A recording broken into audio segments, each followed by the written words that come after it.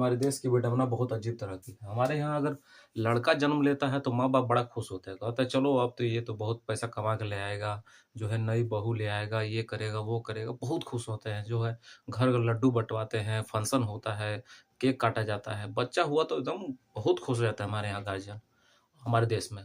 लेकिन अगर बेटी होगी तो सबका मुँह क्या होता है? लटक जाता है। सब लोगों को टेंशन, माँ-बाप को पहले दिन से टेंशन हो जाता है। शादी कैसे करेंगे? पढ़ाई-लिखाएँगे कैसे लिखाएँगे कैसे?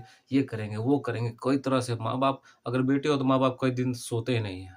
अगल-बगल वाले भी उसी तरह व्यवहार करते हैं, उसी तरह दिमाग में और भर देंगे। हम शिक्षित हो चुके हैं, हमारा जो है भले हमारा जीवन जो है इसमें कलयुग है, लेकिन हम आगे बढ़ चुके हैं, हमको आगे बढ़ के सोचना चाहिए।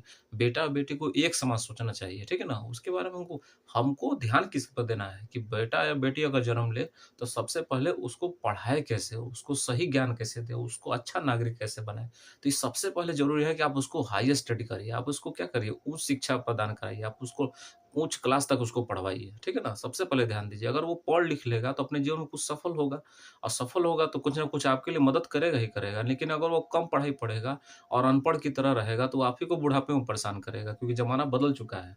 अब आजकल के बच्चे जो हैं माँ-बाप के लाठी नहीं बनते हैं, लेकिन अगर वो पढ़े लिखे रहेंगे तो कुछ तो सोचेंगे, अनपढ़ रहेगा तो बिल्कुल नहीं सोचेगा, ये ध्यान रखिएगा।